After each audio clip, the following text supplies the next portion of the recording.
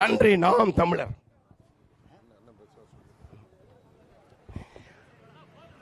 தமிழ் தேசிய இனத்தின் ஒற்றை நம்பிக்கை அண்ணன் செந்தமிழன் சீமான் அவர்கள் வெற்றி வேட்பாளர் சந்தனை ஆதரித்து உங்கள் முன்னாக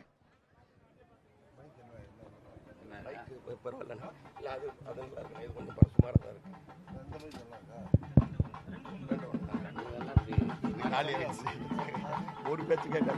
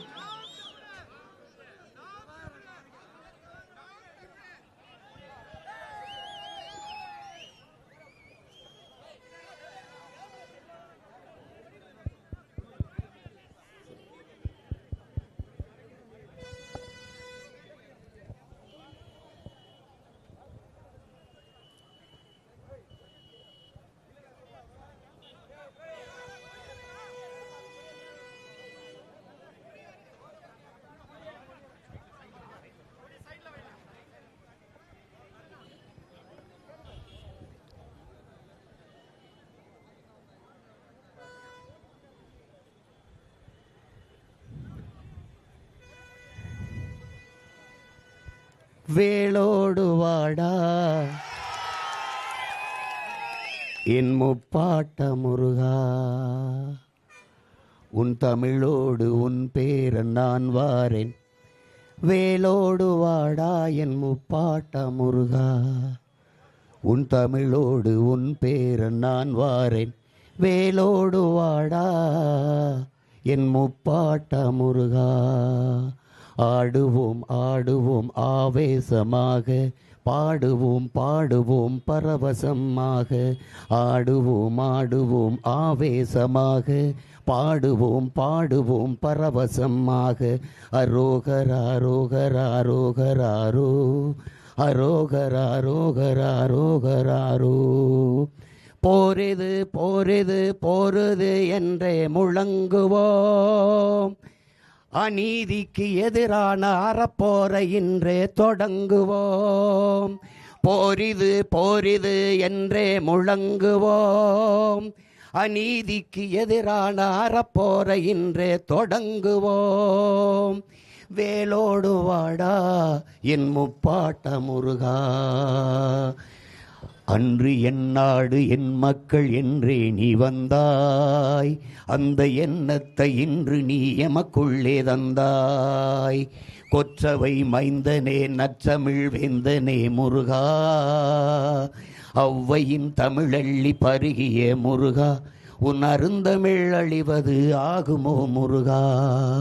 கண்ணன நீ காத்த கனித்தமிழ் மொழிதான் உன் கண் முன்னே சாவதை பொறுப்பாயோ முருகா. அதை மீட்கவும் காக்கவும் போராடும் எம்மோடு இருப்பாயா முருகா. வேளோடு வாடா எம் முப்பாட்ட முருகா, உன் தமிழோடு உன் பேரன் நான் வாரேன். வேளோடு வாடா என் முப்பாட்ட முருகா.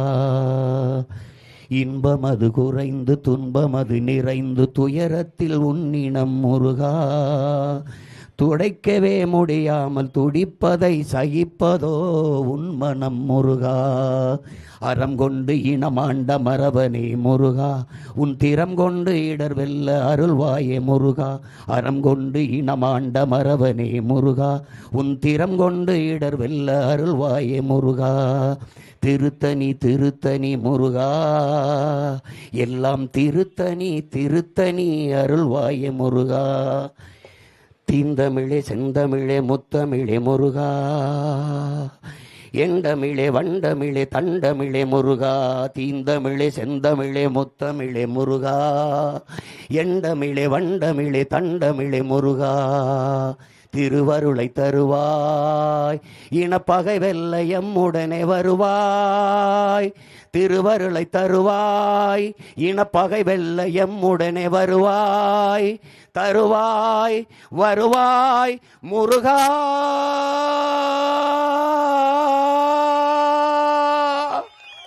வேளோடு வாடா என் முப்பாட்ட முருகா, உன் தமிழோடு உன் பேரன் நான் வாரேன் வேலோடு வாடா.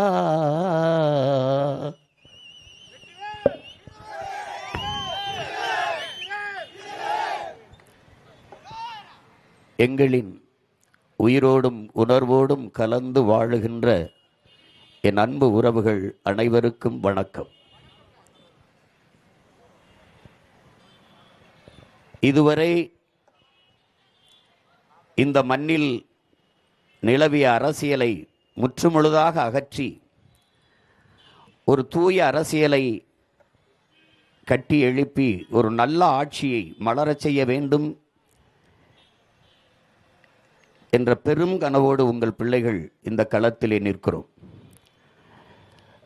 எங்கள் பயணம் மிக நீண்ட தூரம் கொண்டது. 15 ஆண்டுகளாக நாடெங்கிலும் நடந்து வருகிறோம். என் அன்பு பெற்றோர்களே, தேர்தல் அரசியலில் 10வது ஆண்டில் நிற்கிறோம். என் பாசத்திற்குரிய என் பெற்றோர்களே, உயிருக்கு என் உடன் பிறந்தார்களே, உலகெங்கிலும் மாறுதல் என்பது இப்படித்தான் நிகழ்ந்திருக்கிறது. பல்வேறு நாடுகளில் அடிமைப்பட்டு கிடக்கிற தேசிய இனங்கள், உரிமை இழந்து அடிமையாக இருந்த தேசிய இனங்கள் எல்லாம் ஆயுதமேந்திய கிளர்ச்சியின் மூலமாக, அரசியல் புரட்சியின் மூலமாக விடுதலை பெற்று பெருமையோடு வாழ்கிறது. ஆனால் பன்னெடுங்காலமாக என் அன்னை தமிழ் இனம் உரிமை இழந்த அடிமையாக வாழ்வதற்கே அரசியல் செய்து கொண்டிருக்கிறது என்பதுதான் பெருந்துயரமும் அவலமும். வரலாற்றில் ஒரு பெருமைப்பட வாழ்ந்த ஒரு மூத்த இனம் இன்று சிறுமைப்பட்டு வீழ்ந்து கிடக்கிறது. தன்மானத்திற்கான இயக்கம் கண்ட ஒரு இனம் அவமான சின்னமாக இன்று அலைகிறது. சுயமரியாதைக்கு கட்சி கண்ட இனம் அவமரியாதையின் அடையாளமாக இன்று அலைகிறது. உலகிற்கே சோறு போட்ட இனம், அறிவியல், நாகரிகம், வேளாண்மை, தொழில்நுட்பம், கலை, பண்பாடு எல்லாவற்றையும் கற்றுக் கொடுத்த இனம் இன்று 1/2 கிலோ அரிசிக்கும், வேட்டிக்கும், சேலைக்கும், 5க்கும் 10க்கும் அள்ளாடி கொண்டிருப்பதை பார்க்கிற போது ஒரு தன்மானமிக்க தமிழ் மக்கள் எப்படி இதை சகித்துக் கொள்கிறார்கள்? ஒரு அறிவு சமூகம் இதை எப்படி மறந்து கடந்து போகிறது என்று நினைக்கிற போது மிகுந்த துயரமாக இருக்கிறது. ஒருவன் அடிமையாக இருக்கிறான் என்பதை உணர்த்திவிடு, பிறகு அவனே கிளர்ச்சி செய்வான் என்கிறார் புரட்சியாளர் அண்ணல் அம்பேத்கர். நீண்ட காலமாக நாங்கள் அதைத்தான் உணர்த்தி கொண்டு வருகிறோம். என் அன்பு சொந்தங்களிடத்திலே நாம் அடிமைகள். அன்னை தாய் நிலத்திலே நமக்கென்று ஒரு அரசியல் இல்லை, நமக்கென்று ஒரு அதிகாரம் இல்லை, எந்த உரிமையும் நம்மிடத்தில் இல்லை. இந்த அதிகாரம் நமக்கானது இல்லை. அறிவை வளர்க்கும் ஆசிரிய பெருமக்கள், படிப்பிக்கிற ஆசிரியர் பெருமக்கள் பாதையில் நின்று போராடுகிறார்கள். பகுதி நேர ஆசிரியர்கள் பணி நிரந்தரம் கேட்கிறார்கள். சமவேளை எங்களுக்கு சம ஊதியம் கொடுங்கள் என்று ஆசிரியர்கள் போராடுகிறார்கள். 12,000ற்கு மேற்பட்ட ஆசிரியர் பெருமக்கள் தேர்வு எழுதி தேர்ச்சி பெற்று பணி நியமனத்திற்காக வீதியில் நின்று போராடுகிறார்கள். கைக்குழந்தையோடு கர்ப்பிணி பெண்கள், எத்தனை பேர், எத்தனை போராட்டங்கள். வேளாண் குடிமக்கள் உழுத விளைச்சு வேர்வை சிந்தி விளைய வைத்த நெல்லை கொள்முதல் செய்து சேமிப்பு கிடங்களை பாதுகாக்கவில்லை, வீதியில் போட்டு முளைக்க வெட்டிவிட்டில் என்று வேர்வை சிந்தி விளைய வைத்தவன் கண்ணீர் சிந்தி கதறிக்கொண்டிருக்கிறான். போக்குவரத்து தொழிலாளர்கள் போராடி கொண்டிருக்கிறார்கள். மீனவர்கள் போராடுகிறார்கள். மாணவர்கள் போராடுகிறார்கள்.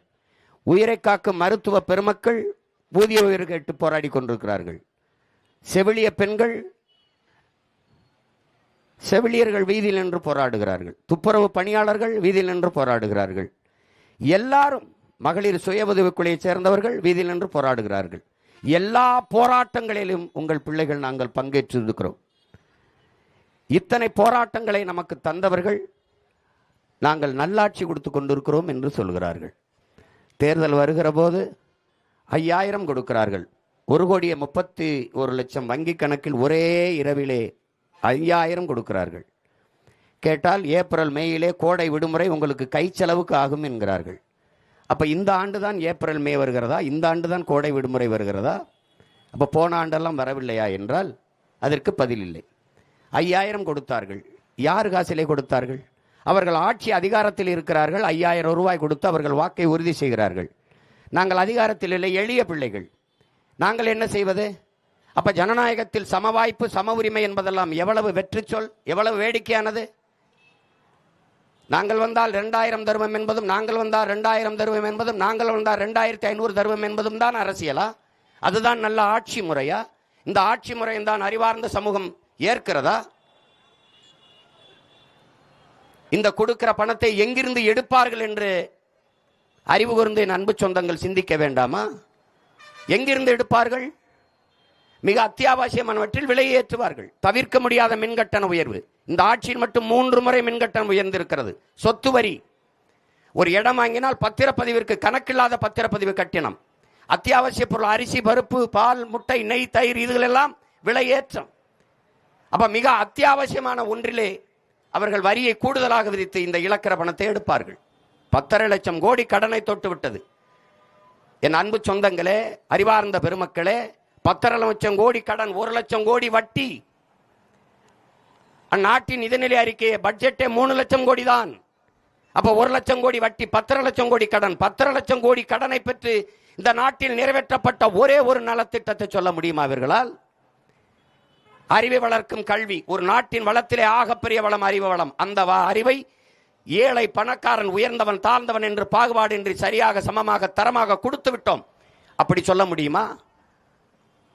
தனியார் பள்ளி கல்லூரிகளின் தரம் என்ன? தனியார் முதலாளிகள் நடத்துகிற பள்ளி கல்லூரிகளின் தரம் என்ன? அப்ப தனியார் முதலாளிகள் நடத்துகிற பள்ளி கல்லூரி தரமாக இருக்கிறது, அரசு பள்ளி கல்லூரி தரமற்று கிடக்கிறது என்றால் தரமற்றவர்கள் கையிலே அதிகாரம் இருக்கிறது என்பதானே பொருள். எதற்காக அப்ப 10 லட்சம் கோடி கடன்? தடையற்ற மின்சாரம் தர முடிகிறதா? மின் உற்பத்தியில் தன்னிறைவை பெற்றிருக்கிறதா இந்த நாடு? வேற மாநிலங்களிலிருந்து தனியார் முதலாளிகள் வந்து மின்சாரத்தை பெற்று இது வித்துக் கொண்டிருக்கிறது, நாட்டு குடிகளுக்கு கொடுக்கிறது. அதுவும் தடையற்ற மின்சாரம் தர முடியவில்லை. இத்தனை ஆண்டுகளால் மின்சாரத்தின் தேவை எவ்வளவு அவசியமானது என்பதை அறியாத நாடா இது? ஆட்சியாளர்களா இவர்கள்? மின்சாரம் இல்லாத எந்த இயக்கமும் இல்லை. அந்த மின்சாரத்தில் உற்பத்தியில் தன்னிறைவடைய தடையற்ற மின்சாரம் தன் நாட்டு குடிகளுக்கு கொடுக்க திட்டம் இருக்கிறதா? நிறைவேற்றி இருக்கிறதா? இல்லை. பிறகு 1.5 லட்சம் கோடி மின்துறையில இழப்பு. எப்படி வந்தது? எப்படி வந்தது? அரசு போக்குவரத்து துறையிலே 1 லட்சம் கோடி இழப்பு. எப்படி?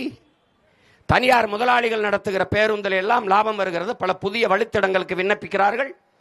அரசு போக்குவரத்தில் இழப்பு எப்படி வந்தது? யாரு கேட்டது இலவச பேருந்து? ஆண்களுக்கு இலவசம், பெண்களுக்கு இலவசம், யார் வேணாலும் ஏறலாம், யார் வேணாலும் இறங்கலாம், திருட்டு பயிலும் ஏறி தாலி எடுத்துக்கொண்டு இறங்கலாம், யார் வேணாலும் வரலாம், போகலாம். யாரு கேட்டது இலவச பேருந்து? தரமான பேருந்து, பயணிக்க சரியான பாதை, தரமான போக்குவரத்து கேட்டோம். எங்கே கொடுத்தார்கள்? எங்கே இருக்கிறது? உயிரை காக்கும் மருத்துவத்தில் தரம் உண்டா? முதலமைச்சருக்கு முடியவில்லை என்றால் அப்போலோ, அமைச்சருக்கு முடியவில்லை என்றால் காவேரி, மற்றொரு அமைச்சருக்கு முடியவில்லை என்றால் எம்ஜி ராமச்சந்திரா மருத்துவமனைக்கு போவார்கள். அப்ப அரசு மருத்துவமனை ஏன் தரமில்லை? தரமில்லை. அப்ப தரமற்ற மருத்துவமனையை எதுக்காக நடத்துகிறார்கள்? அதற்கு எத்தனை ஆயிரம் கோடி நிதியை ஒதுக்குகிறீர்கள்? அப்ப அந்த நிதி எங்கே போகிறது? ஒரு தனியார் முதலாளி கொடுக்கிற மருத்துவ தரத்தை ஒரு அரசு 8 கோடி மக்களால் நிறுவப்பட்ட அரசு கொடுக்க முடியவில்லை என்றால் அரசு தோற்று போகிறது. கையாளாத அரசு, தோல்வியுற்ற அரசு. அந்த அரசைத்தான் நீங்கள் தொடர்ச்சியாக தேர்ந்தெடுத்துக் கொண்டிருக்கிறீர்கள் என் உடன் பிறந்தவர்களே. எப்படிப்பட்ட கொடுமை பாருங்கள். இப்ப இவ்வளவு ஒவ்வொன்றையும் பாருங்க. எதையாவது ஒரு நலத்திட்டத்தை நிறைவேற்றி இருக்கிறதா? பிறகு எப்படி இந்த 10.5 லட்சம் கோடி கடன் வந்தது? இந்த 5000 ரூபாய் வங்கி கணக்கிலே போட்டதில் மட்டும் 6800 கோடி இழக்கிறார்கள். எப்படி இந்த 6800 கோடி எப்படி எடுப்பார்கள்? இந்த தேர்தல் வருது, கொடுத்து விட்டீர்கள். அடுத்த முறை அடுத்த தேர்தலுக்கு கொடுப்பீர்களா? அடுத்த முறை அடுத்த ஆண்டு கொடுப்பீர்களா? இந்த ஆண்டு கொடுக்கிறீர்களா? அடுத்த ஆண்டு வங்கியில் கணக்கு போடுவீர்கள், அப்பன் போடுவீர்கள், 5000 போடுவீர்களா? எப்படி போடுவீர்கள்? படிக்க போகிற கல்லூரிக்கு போகிற பெண்களுக்கு 1000 3 ஆண்டு கொடுப்பீர்கள். படித்து முடித்துவிட்டவ 1000 யார் கொடுப்பா? அப்ப அந்த 1000 ரூபாய்க்கு என்ன கொடுக்கணும்? வேலை கொடுக்கணும். அதுக்கு திட்டம் இருக்கா? இல்லை. அப்ப எதை நோக்கி இந்த நாடை நகர்த்தி கொண்டு போகிறார்கள்? நாடங்களும் மது, சகிக்க முடியாத மது, திரவ போதை, திடப்போதை, கஞ்சா, அபின், கொக்கைன், இப்படி பல திடப்போதை, திரவ போதை, சாராயம், விஸ்கி, ரம்மு, பீரு, பிராண்டி என்று போதை அரசு விற்கிறது. அரசு அங்கீகரிக்க விற்கிறது. கஞ்சா, கொக்கைன் இதெல்லாம் விற்பது அரசுக்கு தெரியாதா? இவர்களால் தடுக்க முடியாதா? நாடெங்கிலும் கொலை, கொள்ளை. 6 வயது குழந்தையும் வன்புணர்வு செய்து கொல்லப்படுகிறாள். 60 வயசு அம்மாவும் வன்புணர்வு செய்து கொல்லப்படுகிறாள். 17 வயசு பிள்ளை, படிக்க போற பிள்ளையும் வன்புணர்வு செய்து கொல்லப்படுகிறாள். வீட்டை விட்டு ஒருவன் வெளியே வர முடியுமா என்ற பாதுகாப்பற்ற சூழல். நடுச்சாலையில் வச்சு வெட்டி எறிகிறான். அப்ப எதை நோக்கி இந்த நாடு செல்கிறது? எப்படிப்பட்ட ஆட்சி முறையை இவர்கள் நடத்தி கொண்டிருக்கிறார்கள்? மதுவை வைத்துக்கொண்டு, அரசே மதுவை வித்துக்கொண்டு பெண்களுக்கான பாதுகாப்பு என்பதும் சட்டம் ஒழுங்கும் என்பதும் வேடிக்கையானது. ஒரு வெட்டி பேச்சு. அது எப்படி காப்பாற்றுவீர்கள்? குற்றம் செய்கிற, குற்றச்செயலில் ஈடுபடுகிற 95 பேருக்கு மேலே நிறைந்த போதையில் இருக்கிறான். ஒன்று திடப்போதை அல்லது திரவ போதையில் தான் செய்கிறான். தன்னை மறந்த நிலையில் இவ்வளவு குற்றங்களையும் செய்கிறான். இந்த நாடே ஒரு குற்ற சமூகமாக மாறி நிறுத்தப்பட்டிருக்கிறது. இதை எப்படி தடுப்பது? யார் தடுப்பது? இதையெல்லாம் பார்த்து சகித்து பொறுக்க முடியாமல் தான் உங்களிடமிருந்தே உங்களுக்காக கிளர்ந்து எழுந்து வந்தோம் என் உடன் பிறந்தார்களே. எப்படியாவது இந்த நிலையை மாற்ற வேண்டும் என்று இவர்களுக்கெல்லாம் எதையாவது கொடுத்து, மிக்சி கொடுத்து, கிரைண்டர் கொடுத்து, அண்டா கொடுத்து, பரிசு பெட்டி கொடுத்து, சிலிண்டர் கொடுத்து, எதையாவது கொடுத்து உங்களை ஏமாற்ற வேண்டும் நினைக்கிறார்கள். இந்த நிலையிலிருந்து எப்படியாவது என் மக்களை மாற்ற வேண்டும் என்று நினைக்கிறோம். இது ரெண்டுக்கும் தான் இந்த தேர்தலிலே போட்டி. இவ்வளவு பிரச்சனைகள் இந்த நாடு எதிர்கொள்கிற எல்லா பிரச்சனையும் தந்தது இவர்கள். இதை தீர்க்க வேண்டும் என்று வந்தவர்கள் நாங்கள். 2 பேருக்கும் தான் இந்த தேர்தலிலே போட்டி. அவர்கள் வாக்குக்கு காசு கொடுப்பார்கள். நாங்கள் பணத்துக்கு வாக்கு, நம் இனத்துக்கு தூக்கு என்ற கொள்கையை கொண்டவர்கள். காசை வாங்கி கொண்டு வாக்கு போடுவது என்பது அவமானகரமானது. மதிப்புமிக்க நம் உரிமையை சில ரொட்டி துண்டுகளுக்காக விற்பதென்பது உலகில் அவமானகரமானது என்கிறார் அண்ணல் அம்பேத்கர் அவர்கள். வாக்குக்கு காசு கொடுப்பவன் பாவி, அந்த காசை வாங்கி கொண்டு ஓட்டு போடுபவன் தேச துரோகி என்கிறார் நம்முடைய தெய்வ திருமகன் தாத்தா முத்துராமலிங்க தேவர் அவர்கள். பேரறிஞர் அண்ணா அவர்கள் தங்கத்தை யாராவது தவிட்டிற்கு விற்பானா என்று கேட்கிறார்கள். ஜனநாயகத்தில் மக்களாட்சியை ஏற்றுக்கொண்ட நாட்டிலே மதிப்புமிக்க உரிமை, மக்களிட்ட இருக்கிற வலிமையான கடைசி உரிமை வாக்குதான். அதை விற்பது என்பது எவ்வளவு பெரிய தன்மான இழப்பு, எவ்வளவு பெரிய உரிமை இழப்பு. அறிவார்ந்த தமிழ் சமூக மக்கள் சிந்திக்க வேணாமா? என் அன்பு சொந்தங்கள், ஒருவன் வாக்குக்கு காசு கொடுக்கிற இடத்தில் தான் ஊழல் லஞ்சத்திற்கான விதை ஊண்டப்படுகிறது என்பதை நீங்கள் புரிந்து கொள்ள வேண்டும். அந்த இடத்திலே ஒரு முதலீடு செய்கிறான், ஒருவன் முதலீடு செய்கிறான், 30 கோடி முதலீடு செய்கிறான். இப்ப இந்த திருத்தணி தொகுதியிலே போட்டியிடுகிறோம், 25 கோடி 30 கோடி செய்கிறான். ஒரு ஓட்டுக்கு 500 1000 என்றால் 30 கோடி முதலீடு செய்கிற ஒரு முதலாளி லாப தேவைக்கு முதலீடு செய்வானா, மக்கள் சேவைக்கு முதலீடு செய்வானா என்பதை அறிவார்ந்த என் அன்பு சொந்தங்கள் சிந்தித்து பார்க்கணும். அந்த இடத்திலே வாக்குக்கு காசு கொடுக்கிற இடத்திலே சேவை என்கிற சொல் செத்து விழுகிறது, லாப தேவை என்கிற சொல் பிறந்து விழுந்துகிறது, எழுந்துகிறது. அங்கே மாண்புமிக்க ஜனநாயகம் கொலை செய்யப்பட்டு கேடுகட்ட பணநாயகம் உயிர்த்து எழுகிறது. பணம் இருக்கிறவன் தான் அரசியல் செய்ய முடியும் என்ற நிலை உருவாகுமானால் என் அன்பு மக்களே, இந்த நாட்டில் முதலாளிகளுக்கான அதிகாரம் தான் கட்டமைக்கப்படும். உழைக்கும் அடித்தட்டு மக்கள், 5 விழுக்காட்டு முதலாளிகளுக்கான அதிகாரம். அப்ப 95 விழுக்காட்டு மக்கள், உழைக்கும் மக்கள், பாட்டாளி மக்கள், இவர்களுக்கான அதிகாரம் எங்கே? எங்கே மக்களாட்சி? எங்கே மாண்புமிக்க ஜனநாயகம்? எப்படி இருக்கும்? இந்த ஜனநாயகத்தை கட்டியமைக்கத்தான நமது பாட்டவர்கள் முன்னவர்கள் தூக்கிலை தொங்கினார்கள், செக்கிழுத்தார்கள், சிறைப்பட்டார்கள், மிதிப்பட்டார்கள், வதைப்பட்டார்கள். இதுக்காக போராடி சுதந்திரம் பெற்றோம். இதற்காகவா? தண்ணீர் விட்டா வளர்த்தோம் சர்வேசா, கண்ணீரால் காத்தோம் இப்பயிரை கருக திருவிழமோ என்கிறார் நமது பாட்டன் பாரதி. இந்த சுதந்திர பயிரை கண்ணீரால் காத்தோம் என்கிறார். இதற்காகவா? இது அறிவு சமூகம் சிந்திக்க வேண்டாமா? சாதி சொல்லி, மதம் சொல்லி, பணம் கொடுத்து, சாதி அரசியலானால் எங்கே இருக்கும் சகோதரத்துவம், சமத்துவம்? மதம் அரசியலானால் எங்கே இருக்கும் மானித நேயம், மானுட பற்று? எங்கே இருக்கும்? பணம் அரசியலானால் ஒழுக்கம், பண்பாடு எங்கே இருக்கும்? என் உடன் பிறந்தார்களே, எங்கே இருக்கும்?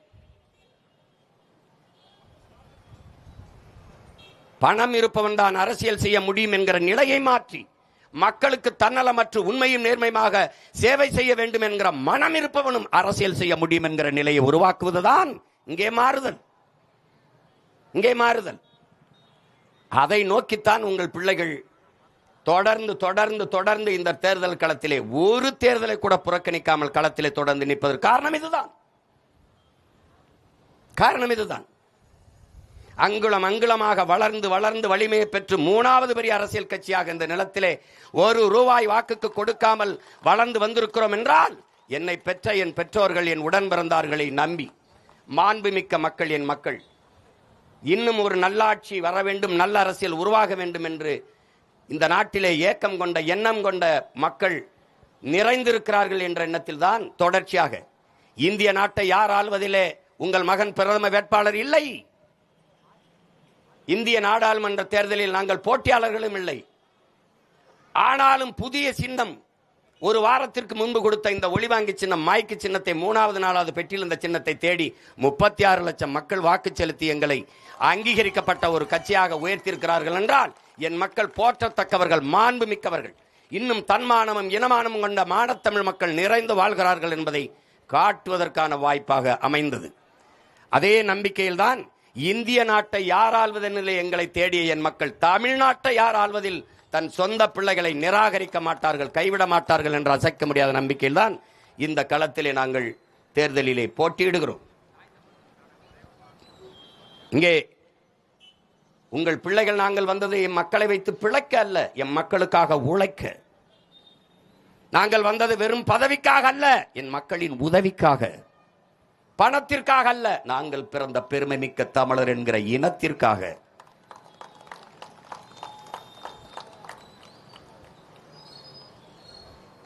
பார்க்கிறீர்களே, சீட்டு பேரமும் நோட்டு பேரமும் எப்படி நடக்கிறது என்று.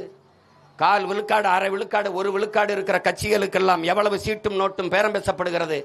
அப்ப 8.5 விழுக்காடு 36 லட்சம் வாக்கு வைத்திருக்கிற எங்களுக்கு எவ்வளவு பேரம் பேசப்பட்டிருக்கும்? ஏன்?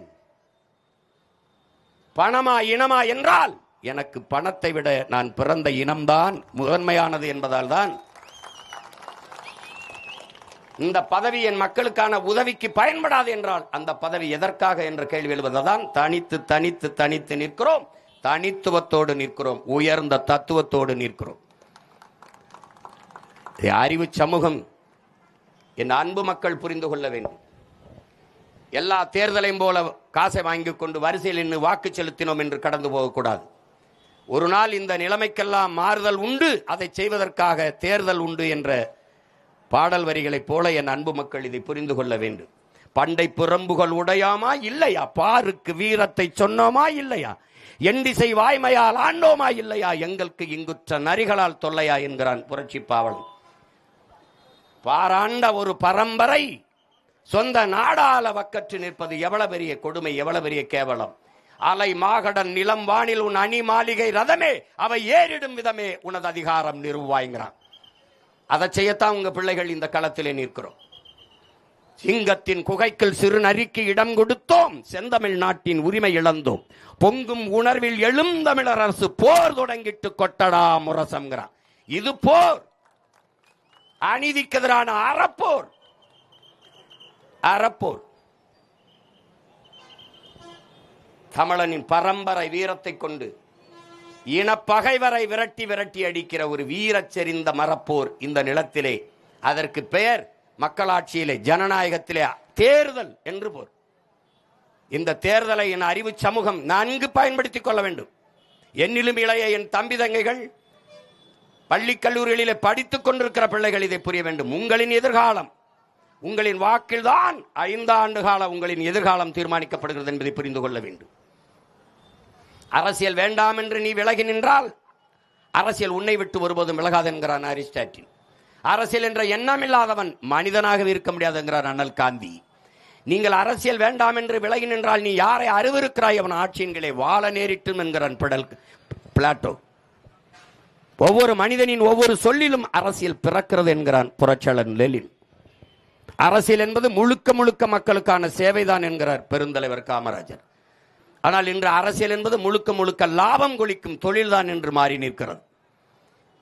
இதை மாற்ற வேண்டுமா வேண்டாமா என்பதை அறிவார்ந்த தமிழ் சமூக மக்கள் ஆழ்ந்து சிந்தித்து முடிவெடுக்க வேண்டும். வாழ்க ஒழிக கோஷம் போடுவதும், வரிசையில் நின்று 5 10 அரிசி அண்டா குண்டா பரிசு பொருளை வாங்கி கொண்டு மதிப்புமிக்க வாக்கை விற்பதென்பது தன்மான இழப்பு. தன்மான இழப்பு. தமிழர்கள் மானத்திற்காக உயிரை விட்ட உயிரினத்தின் கூட்டம் நாம். மரணமா மானமா என்பது தமிழனுக்கு மரணத்தை விட மானமே பெரிது என்பதற்காக தூக்களை தொங்கி மாண்ட மறவர் குலத்திலே வந்த பிள்ளைகள் நாம். அதை புரிந்து கொள்ள வேண்டும். அதை புரிந்து அடிமை வாழ்வினும் உரிமை சாவு மேலானது. விடுதலை அல்லது வீர மரணம் என்று மரணத்தை தழுவிய மாவீரர்களின் மக்கள் நாம். தமிழன் பாடுபட்டு நிலத்தை வாங்கிய நிலத்தை விற்பான், பாடுபட்டு கட்டிய வீட்டை விற்பான், கட்டிய மனைவியின் நேசித்து கட்டிய மனைவியின் தாலியை கூட அடமானம் வைப்பான், மண்ணை அடமானம் வைப்பான், மனையை அடமானம் வைப்பான். ஆனால் தன்மானத்தை மட்டும் தமிழன் ஒருபோதும் அடமானம் வைக்க மாட்டான். அந்த தன்மானமிக்க ஒரு உரிமைதான் உங்களுக்கு அந்த வாக்கு என்பதை தமிழ் மக்கள் மறக்காமல் இருக்க வேண்டும். என் பேரன்பு மிக்க பெற்றோர்கள், என் உயிருக்கினிய என் உடன் பிறந்தார்கள், இந்த தேர்தலை வரலாறு தந்திருக்கிற ஒரு வாய்ப்பாக பயன்படுத்துங்கள். இதுவரை இந்த நிலத்தில் நிலவுகிற ஊழல், லஞ்சம், இந்த கொலை கொள்ளை, சாராயம், இந்த கேடுகட்ட நிர்வாக முறை, இதையெல்லாம் மாற்றுவதற்கு வரலாறு தந்திருக்கிற, காலம் கையளித்திருக்கிற ஒரு அரிய வாய்ப்பாக இந்த தேர்தலை பயன்படுத்துங்கள். பயன்படுத்துங்கள்.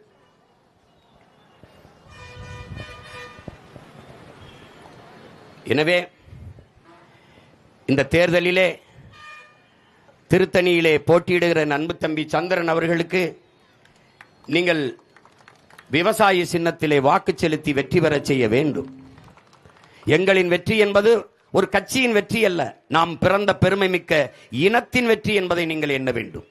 எங்களின் வெற்றி உங்களின் வெற்றி. எங்களின் வெற்றி என்பது என் மக்களின் வெற்றி. எங்களின் அரசு என்பது, அதிகாரம் என்பது நம் மக்களுக்கான அதிகாரம். அதிகாரம் மிக வலிமையானது என்கிறார் அண்ணல் அம்பேத்கர். நாங்கள் அந்த அதிகாரம் எம் மக்களுக்கானது என்கிறோம். அதிகாரம் மிக வலிமையானது என்கிறார். அதை அடைந்து விட்டால் அனைத்தும் எளிமையானது என்கிறோம் உங்கள் பிள்ளைகள் நாங்கள். ஆண்டாண்டு காலமாக உணர்வை இழந்து, உரிமை இழந்து, அடிமைப்பட்டு கிடக்கிற அன்னை தமிழ் சமூகத்திற்கான ஒரு அதிகாரத்தை நிறுவுவதற்கேனும் என் இன மக்கள் பாதுகாப்பாக வாழ்கிற எதிர்கால நல்வாழ்விற்கேனும் நீங்கள் வேளாண்குடி மகன் அந்த விவசாய சின்னத்திலே வாக்கு செலுத்த வேண்டும். அதனால்தான் விவசாய சின்னத்திற்கு வாக்களிப்போம், வருங்கால தலைமுறைக்கு வாழ்வளிப்போம் என்று நாங்கள் சொல்வதற்கு காரணம் அதுதான். நாங்கள் உங்களின் ஓட்டுக்கானவர்கள் அல்ல, இந்த நாட்டுக்கானவர்கள். நாங்கள் வந்திருப்பது கையேந்தி கேட்க வந்திருப்பது வாக்கை அல்ல, வருங்கால உங்கள் பிள்ளைகள் நம் தலைமுறையின் வாழ்க்கையை என்பதை அறிவார்ந்த என்று தாய் தந்தையர் என்னுடைய அன்பு தம்பி தங்கைகள் புரிந்து கொண்டு வேளாண் விவசாயி சின்னத்திலே என் தம்பி சந்திரனுக்கு திருத்தணி தொகுதியிலே வாக்கு செலுத்தி நீங்கள் வெற்றி பெற செய்ய வேண்டும். விவசாயி ஒரு நாட்டில் வாழ்கிறான், வளர்கிறான் என்றால் அந்த நாடு வாழ்கிறது, வளர்கிறது என்று பொருள். ஒரு நாட்டில் விவசாயி வாழ முடியாமல் தற்கொலை செய்து கொண்டு சாகிறான் என்றால் அந்த நாடு இல்லை, சுடுகான் என்று பொருள். இன்னைக்கு அவன் சாவது உங்களுக்கு செய்தி, நாளைக்கு நீங்கள் பட்டினி கிடந்து சோறில்லாமல் சாவீர்கள் என்பதற்கான முன்னறிவிப்பு, எச்சரிக்கை.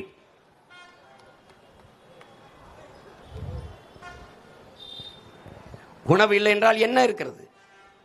வேளாண் கடனை தள்ளுபடி செய்கிறோம் மாதிரி ஒரு கேவலம் உலகத்தில் உண்டா? சாராய வியாபாரி ஏழையா இருந்திருக்கிறானா? சிகரெட் தயாரிக்கிறவன், பீடி தயாரிக்கிறவன், பான்பராக்கு தயாரிக்கிறவன், செல்போன் தயாரிக்கிறவன், கார் தயாரிக்கிறவன், குண்டூசி தயாரிக்கிறவன், செருப்பு தயாரிப்பவன், எவனாவது ஏழையா? எவனாவது கடன்காரனா? இல்லை. உலகத்திற்கு உணவளிக்கிற உழவர்களுடைய விவசாயி மட்டும் எப்படி கடன்காரனானான்? எப்படி ஆனான்? ஒரு கால் செருப்பு தைப்பவன் கூட இந்த செருப்பு 500 ரூபாய் என்றால் 500 ரூபாய். ஒரு குண்டூசி தயாரிப்பவன் கூட இந்த குண்டூசி 5 ரூபாய் என்றால் 5 ரூபாய். ஒரு விளக்க மாத்துக்கட்டை செய்கிறவனுடைய 5 ரூபாய் என்றால் 5 ரூபாய். ஆனால் அவன் விளை வைக்கிற அரிசி, பருப்பு, கரும்பு, தக்காளி, இந்த வெண்டைக்காய், சொரக்காய்க்கு விளைய வைக்கிற விவசாயி விலையை தீர்மானிப்பதில்லை. அன்புடன் பிறந்தவனே, வாங்குபவன் தான் தீர்மானிக்கிறான். அந்த இடத்தில் தான் விவசாயி தோற்கிறான். விவசாயியே கடன் காணலானான். ஒரு நாட்டில் ஒரே ஒரு வேளாண் குடிமகன் விவசாயி ஏழையாக இருந்தால் அந்த நாடே ஏழை நாடாகத்தான் கணக்கிடப்படும் என்கிறார். அப்படி என்றால் உன் நாடு எவ்வளவு பெரிய ஏழை நாடு என்பதை நீ அறிந்து கொள். டாஸ்மார்க் சரக்கை எப்படி வைத்து குளிரூட்டப்பட்ட அறையிலே பாதுகாக்கிறார்கள், ஆனால் உயிருக்குயிர் உணவாக இருக்கிற சாப்பாடை தருகிற அரிசி பருப்பை, அந்த குதிராவளி கம்பு வரகு சாமையை எப்படி தெருவில் போட்டு முளைக்க வைக்கிறார்கள் பார். இந்த ஆட்சி அதிகாரத்தை தொடர வைக்க போகிறியா? இதற்காகத்தான் வாக்கு செலுத்த போகிறீர்களா? இதை சகித்து சகித்து சகித்து நீங்கள் அநீதி எதிர்க்க துணிவில்லாமல் அடிமையாகி போனீர்கள். அதைத்தான் நபி பெருமானார் சொல்லுகிறார். அநீதியை கண்டு அச்சம் கொள்ளாமல் துணிந்து எதிர்த்து நின்று போராடுகிறவன் எவனோ அவனே உண்மையான ஜிகாத், புனிதமான போராளி என்கிறார். அப்படி அநீதியை எதிர்த்து துணிந்து போராடுகிற ஒரு புரட்சியாளனாக என்னுயிர் அண்ணன் பழனி பாபா இந்த நிலத்திலே கிளர்ந்து எழுந்தான். அவன் இரத்த துளிகளில் வந்த பிள்ளைகள் நாம் அநீதியை அச்சமில்லாமல் எதிர்த்து துணிந்து போராட தயாராக வேண்டும். 4 வீட்டில் நாயா நின்று கத்தி நக்கி சாப்பிடுறதுக்கு பதிலாக ஒரு நொடியேனும் சிங்கமாக கச்சித்து விட்டு செத்து போடா என்கிறார் பழனி பாபா. அதுதான் முக்கியம். ஒருவன் காலில் விழுந்து தான் வாழ வேண்டும் என்கிற நிலை இருக்குமானால் நீ எழுந்து நின்று இறந்து போடா என்கிறான் சேகுவேரா. சரணடைந்து வாழ்வதை விடவும் சண்டையிட்டு சாவது மேலானது என்கிறார் என் உயிர் தலைவன் மேதகுவே பிரபாகரன் அவர்.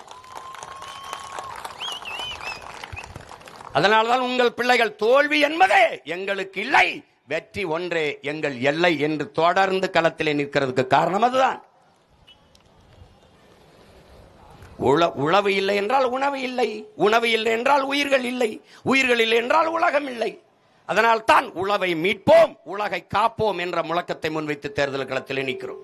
சுழன்றும் ஏற்பின்னது உலகம், அதனால் உழந்தும் உழவே தலை என்கிறது நம்முடைய வேதம், நம்முடைய மறை, வள்ளுவ பெருமகனார் தந்தெளிய மறை. உழுதுண்டு வாழ்வாரை வாழ்வார், மற்றெல்லாம் தொழுதுண்டு பின் செல்பவர் என்கிறார். இருந்தோம்பி இல்வாழ்வதெல்லாம் விருந்தோம்பி வேளாண்மை செயல் பொருட்டு உழவினார் உலகிற்கானே அக்தாற்றாது எழுவாரை எல்லாம் பொறுத்துங்கிறான். உழவின் பெருமையை அவ்வளவு வலியுறுத்தி பாடிய நம்முடைய பாட்டனார் வள்ளுவ பெருமகனார்.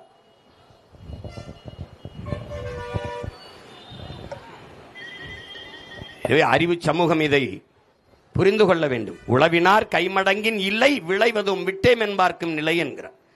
பற்றற்று போன ஞானி கூட துறவி கூட வாழ முடியாதரா உழவன் கைமடங்கி படுத்து விட்டால் என்கிறார். அந்த பரம்பரையில் அவன் பாடியது நமக்குத்தானே, நம்ம தானே உலகிற்கு அந்த வேதத்தை கற்பித்தோம். நீங்கள் உழவை போற்றவில்லை என்றால் எவன் வேணாலும் தோற்கலாம் இந்த நாட்டிலே. ஒரு வேளாண் குடிமகன் விவசாயி தோற்றான் என்று வரக்கூடாது. ஒப்பிட்டவரை ஒரு உயிர் உள்ளவரை நினை என்கிறான். அப்ப உணவிட்டவனை உயிராக நினைக்க வேண்டும் இல்லையா? சோத்துல தானே உப்பு போடுற, உணவுல தானே உப்பு போடுற. அப்ப உணவுப் பொருளை விளைய வச்சு தந்த விவசாயி எப்படி நினைப்பாய்? உயிராக நினை. ஒரு தடவை நினை, வாக்கு பெட்டியில் போ, முதல் பெட்டியிலே இருப்பான். ஏன்? உன் மகன் அங்கீகரிக்கப்பட்ட கட்சியாக வந்து விட்டேன், உன் மகன் அதுல முதல் பெட்டியில வைக்கணும். நீ உதயசூரியன் எல்லா இடத்துல இருக்காது, ரெட்டலை எல்லா இடத்துல இருக்காது, தாமரை எல்லா இடத்துல இருக்காது, கை எல்லா இடத்துல இருக்காது. ஆனால் உங்கள் மகனின் விவசாயி எல்லா பெட்டியில இருப்பான். 234 இருப்பான், திருத்தணியில இருப்பான், திருப்பத்தூர்ல இருப்பான், திருப்பூர்ல இருப்பான். போய் என்ன செய்ய? 3 வேளை சாப்பிட்ற. என்னைக்காவது ஒரு நாள் வாழ்க்கையில வழக்கறிஞரை சந்திப்ப, எப்பவாவது மருத்துவர், எப்பவாவது பொறியாளர். ஆனால் ஒரு நாளைக்கு 3 வேளை நீ விவசாயியை சந்திக்கிற. சாப்பிடும் போது குனிஞ்சு சாப்பிடுறது அவனுக்கு நன்றி சொல்லத்தான். நீ ஒரு தடவை குனிஞ்சு சாப்பிட்டு நன்றின்னு அவன் இருப்பான் கலப்பையோட. அவனை போய் நன்றின்னு தொடு, அவனும் வாழுவான், நம்மையும் வாழ வைப்பான். அறிவு சமூகம் புரிந்து கொள்ளணும். ஓட்டு போட போற பொண்ண ஒதுங்கி நிக்காத, கண்ட சின்னங்கண்டு கலங்கி நிக்காத. உழைக்கும் மக்கள் சின்னம் அது விவசாயி சின்னைய, உழைக்கும் மக்கள் சின்னம் அது விவசாயி சின்னம். நாள்தோறும் பாடுபட்டோம் ஆனாலும் துன்பப்பட்டோம், யாராருக்கும் ஓட்ட போட்டு ஓட்டாண்டி ஆகி புட்டோம். இந்த நிலை மாற நான் வேற என்ன கூறைய, இந்த நிலை மாற நான் வேற என்ன கூற. ஓட்டு போட போற பொண்ணு, ஓட்டு போட போற அம்மா ஒதுங்கி நிக்காத, கண்ட சின்னங்கண்டு கலங்கி நிக்காத. உழைக்கும் மக்கள் சின்னம் அது விவசாயி சின்னைய. உழைக்கும் மக்கள் சின்னம் அது விவசாயி சின்னம். விலைவாசி ஏறி போச்சு, வாழ்க்கை நிலம் மாறி போச்சு, பாடுபட்ட ஏலச்சனம் பரிதவிச்சு நிக்கலாச்சு. இந்த நிலம் மாற நான் வேற என்ன கூற, இந்த நிலம் மாற நான் வேற என்ன கூற. ஓட்டு போட போற பொண்ணு, ஓட்டு போட போற அப்பா ஒதுங்கி நிக்காத, கண்ட கண்ட சின்னங்கண்டு கலங்கி நிக்காத. உழைக்கும் மக்கள் சின்னம் அது விவசாயி சின்னம். உழைக்கும் மக்கள் சின்னம் அது விவசாயி சின்னம். விவசாய சின்னத்திற்கு போடுங்க ஓட்ட, கொஞ்சம் மாத்துங்க நாட்டை. விவசாய சின்னத்திற்கு போட்டு பாருங்க ஓட்ட, அப்புறம் பாருங்க நாட்டை.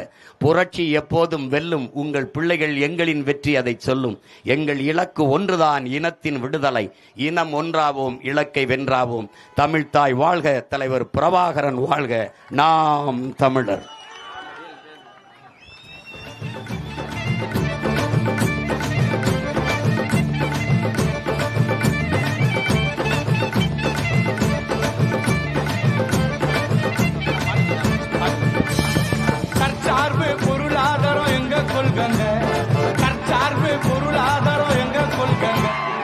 வெற்றியின் இலக்காக அண்ணனுக்கு வேல் இங்கே வழங்கப்படுகிறது.